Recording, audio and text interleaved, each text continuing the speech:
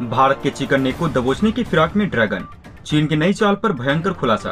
Philippines के बाद अब एक और मुस्लिम देश भारत से खरीदेगा ब्रह्मोस मिसाइल, मोदी सरकार का बड़ा मास्टर स्ट्रोक। दोस्तों, पहली खबर की बात करें तो चीन ने भूटान की दक्षिणी पश्चिमी सीमा पर अपने अतिक्रमण को और बढ़ा दिया है। सैटेलाइट इमेज बताती है चीन ने टकराव वाले डोकलाम पठार से 9 किलोमीटर पूर्व में एक गांव को पूरी तरीके से बसा दिया गया है। जानकारी के मुताबिक ये लोग रह रहे हैं और कई गाड़ियां भी वहां खड़ी की गई है।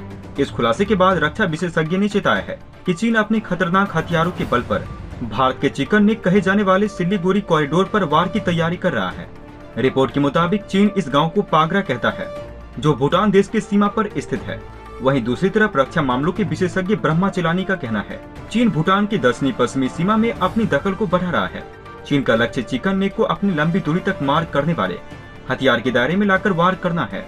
दोस्तों, आपको बता दें, पश्चिमी बंगाल को पूर्वोत्तर भारत से तोड़ने वाले बेहद सक्रिय सिलीगुड़ी कॉरिडोर को भारत का चिकन नेक कहा जाता है।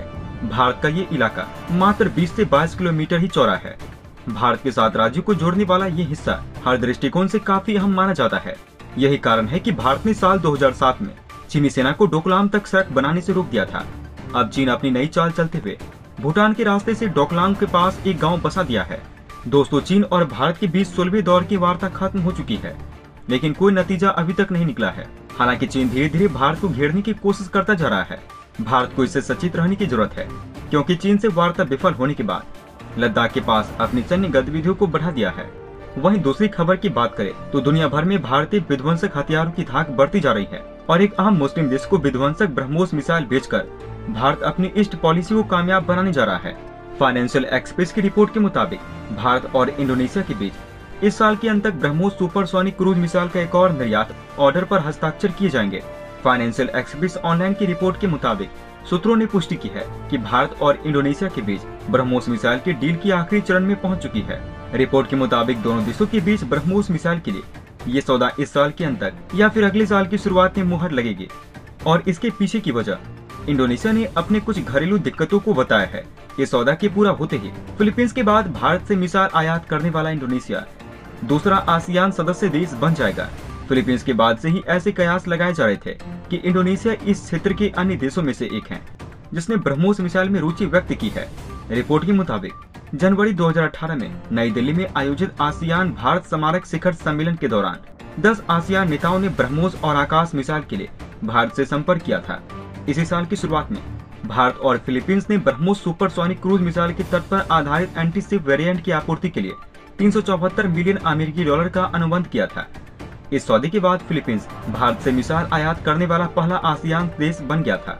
वहीं रिपोर्ट के मुताबिक इंडोनेशिया के द्वारा भारत से आयात की जाने वाली ब्रह्मोस मिसाइल को उसके युद्धपोत में फिट किया जाएगा। नई दिल्ली और मॉस्को के बीच ब्रह्मोस एयर स्पेस संयुक्त उद्यम की एक टीम मिसाइल को फिट करने की संभावना का अध्ययन करने के लिए पहले ही इंडोनेशिया शिपयार्ड का दौरा कर चुकी है। आपको बता दें, ब्रह्मोस कम दूरी की रैमजेट सुपरसोनिक क्रूज मिसाइल है और कंपनी के मुताबिक इसे विमान, जहाज, जमीन के प्लेटफॉर्म और पनडुब्बियों से लॉन्च किया जा सकता है और ये मिसाइल 2.8 मैक यानी ध्वनि की गति से 3 गुना ज्यादा की बराबरी से उड़ान भर सकता है। ब्रह्मोस, जिसे सिर्फ 300 मिलियन डॉलर के कम बजट पर विकसित किया गया है, इसकी डिमांड कई और देशों में की जा रही है। फिलीपींस ने तो ब्रह्मोस खरीद लिया है और इंडोनेशिया ने अभी ब्रह्मोस के लिए आखिरी दौर की बातचीत चल रही है। वहीं अन्य देश जैसे मलेशिया, जो light combat aircraft, Singapore, Thailand और वियतनाम भी ब्रह्मोस मिसाइल खरीदने के लिए भारत सरकार से संपर्क करने वाले हैं। फाइनेंशियल एक्सप्रेस ऑनलाइन ने पहले बताया था कि वियतनाम ब्रह्मोस और आकाश मिसाइल दोनों के लिए भारत से बातचीत कर रहा है। ब्रह्मोस मिसाइल के लिए मरीचा से भी बातचीत चल रही है, जो अभी शुरुआती चरण में है। इंडोनेशिया के साथ सौदा साल के अंत तक या फिर अगले साल की शुरुआत में होने की उम्मीद है और इस सौदे के होने के बाद ये भारत को इस क्षेत्र में एक रणनीतिक पकड़ देगा और साथ ही अर्थव्यवस्था को बढ़ावा देगा। आपको बता दें कि फिलीपींस को ब्रह्मोस मिसाइल की बिक्री की घोषणा शुरू में नई दिल्ली में रूसी पक्ष के द्वारा दी गई थी। रूस को इंडोनेशिया को निर्यात करने में कोई आपूर्ति नहीं होगी, क्योंकि ये पहले से ही उस देश को Su-27 लड़ाकू जेट और साथ ही किलो क्लास पनडुब्बी बेच रहा है। भारत और इंडोनेशिया के बीच पिछले कुछ सालों में द्विपक्षीय सैन्य गठबंधन काफी गहरे हुए हैं और इंडोनेशिया को भारत की एक्ट ईस्ट नीति के लिए एक महत्वपूर्ण भागीदार माना जाता है। साल 2018 में प्रधानमंत्री नरेंद्र मोदी के दौरे पर दोनों देशों के बीच द्विपक्षीय संबंधों को व्यापक रणनीतिक साझेदारी तक बढ़ा दिया गया है। देश इस साझेदारी का मुख्य स्तंभ समुद्री सुरक्षा और डिफेंस और सुरक्षा सहयोग पर आधारित है। वहीं साल 2018 में पहली बार भारतीय नौसेना और इंडोनेशियाई नौसेना द्विपक्षीय अभ्यास समुद्र शक्ति शामिल हुए थे। दोनों देशों के बीच ये पहली डील इंटरऑपरेबिलिटी बढ़ाने, समुद्री सहयोग का विस्तार करने और सर्वोत्तम प्रथाओं का आदान प्रदान करने पर केंद्रित थे। वहीं भारत और इंडोनेशियाई हिंद महासागर के तटवर्ती पड़ोसी हैं और दोनों पक्ष सैन्य संबंधों को मजबूत करने की दिशा में काम कर रहे हैं। वहीं हिंद महासागर क्षेत्र में बढ़ती चीनी उपस्थिति और नटूना द्वीप समूह के पास चीन की अवैध गतिविधियों को देखते हुए भारत और इंडोनेशिया दोनों समुद्री सहयोग को और गहरा करने और हिंद प्रशांत में संचार के सुरक्षित समुद्री मार्ग सुनिश्चित करने की दिशा में काम कर रहे हैं।